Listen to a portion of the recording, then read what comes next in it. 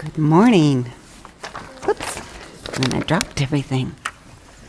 Is that a boat? You are absolutely correct. So you've already seen part of it. Let's get everybody situated. All right.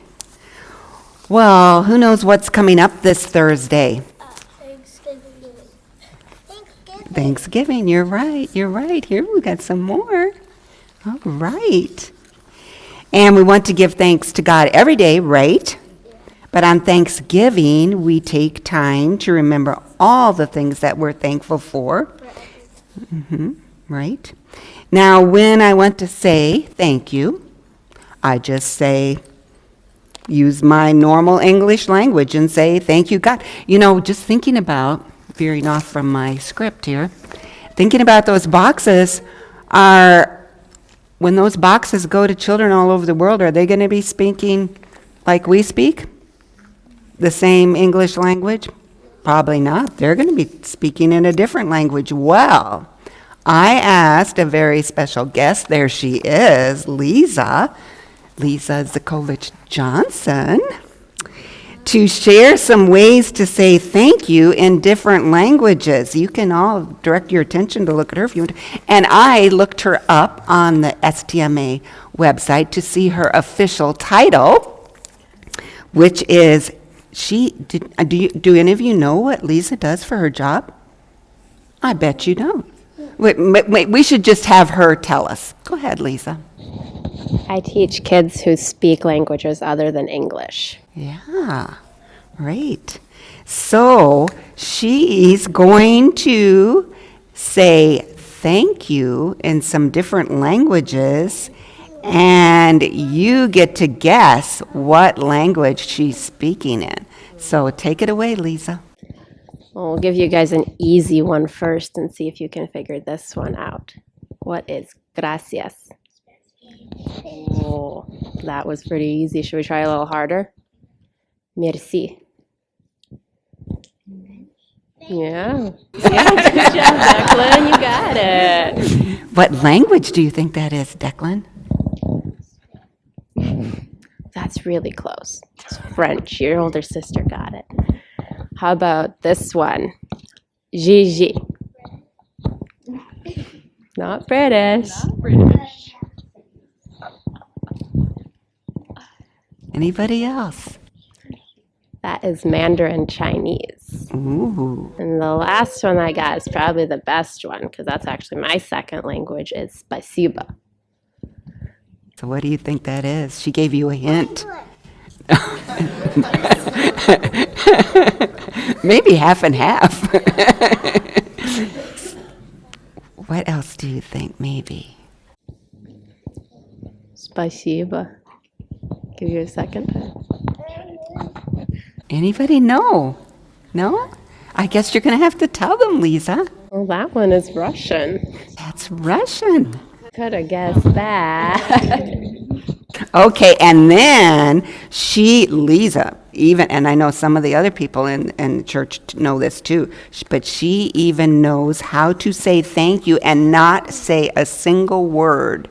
Let's see her do that. What kind of language is that, Leah? Sign language, right. So let's thank Lisa for doing her part in the children's sermon. Thank you.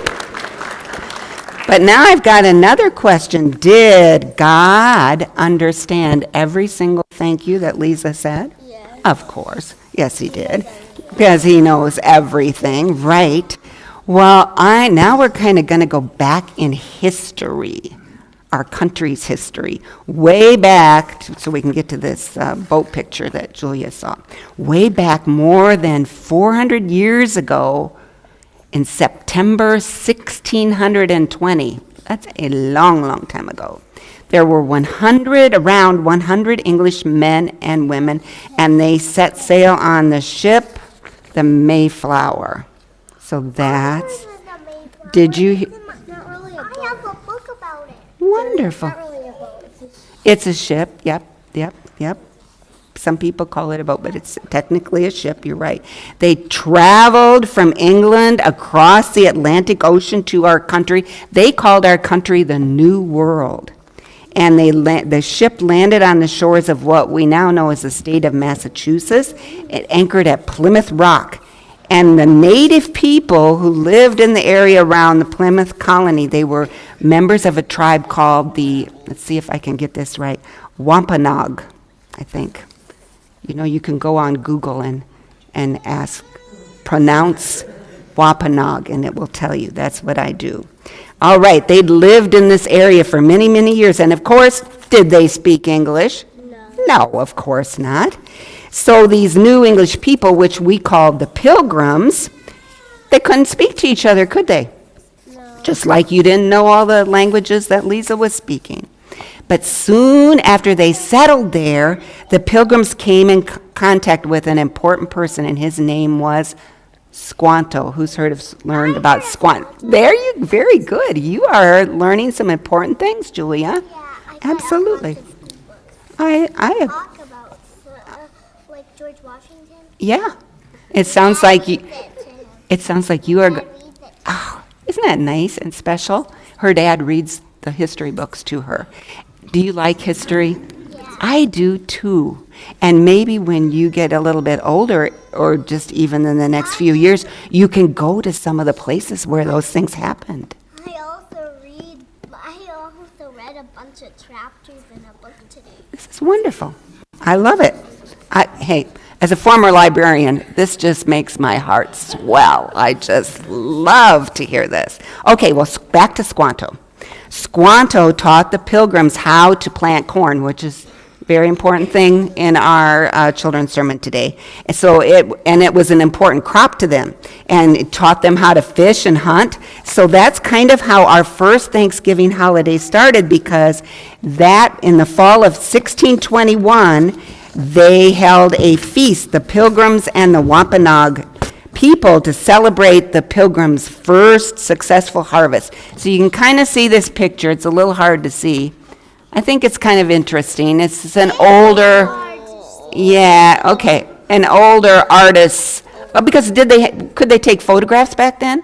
No. So they made art. So an artist came up with this idea, but it kind of looks like the Pilgrims are reaching out and helping the Wampanoag more, which actually, I think the Wampanoag people helped them, a lot of them, from starving to death. So it's kind of maybe the other way around, but I couldn't find another picture. Didn't they do colors?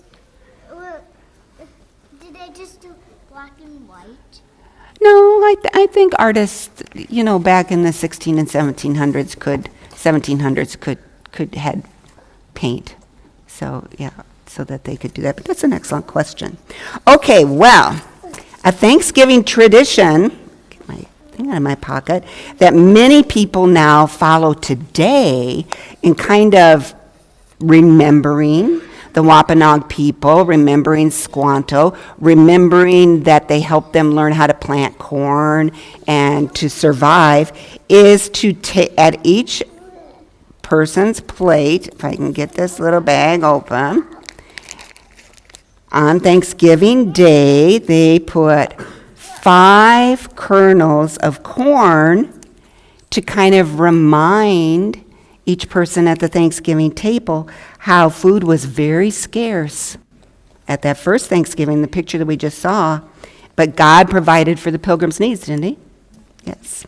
So before the meal is eaten, everyone removes of course, they don't want to eat the 5 kernels of corn, but they take the 5 kernels and then they kind of share what 5 things that they're thankful for. So I wrote down 5 I'm thankful for. I'm thankful for God's love. I'm thankful that he sent his son Jesus. I am thankful for my family. I'm thankful that God hears and answers my prayers, the prayers of his people. And I am thankful for the way that God provides for us. So, I bet you know what's coming. If I can get my corn put back. So, this morning, I have under here, Corn. I have a little bag for each of you with some candy corn in it. And whoop, well, let's just wait. All right, well, Declan's already got his, but we'll have somebody hand it out in just a minute. But let me finish explaining it, okay? And okay, thank you, Declan. It's to remind you of the meaning of Thanksgiving. So it would be a really good idea if you saved 5 of the candy corn kernels out of your bag so you could have it at Thanksgiving dinner and put it by your plate and remind, and then kind of do what I just did and say, okay, I'm thankful for this and thankful for this. But I know how it goes with candy corn. Actually, my husband Vivian last night had a little container of candy corn and there wasn't a kernel left when he got done.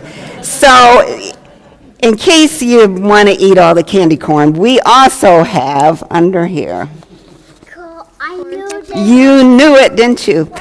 A coloring sheet. It has corn on Yeah, with corn, and it's got the 5 kernels taped on here. And I have to tell you, don't eat this corn. It is field corn. It is not sweet corn. It is not to eat. So that's a reminder to you. But anyway, so you each will get the candy corn and a coloring sheet, and I want you to remember to be thankful to God each day. So who's going to be I saw Leah's hand and I saw Scarlett's hand. I saw Leah's hand before, so we'll do Leah and Scarlett today, okay? So one of you can do the sheets, one of you can do the candy. You decide. Thank you. Or Isla. That's Isla. Isla and Scarlett are looking out more alike to me today. All right. I know it's Isla. She's just getting so tall that I thought she was Scarlett. Okay, thank you.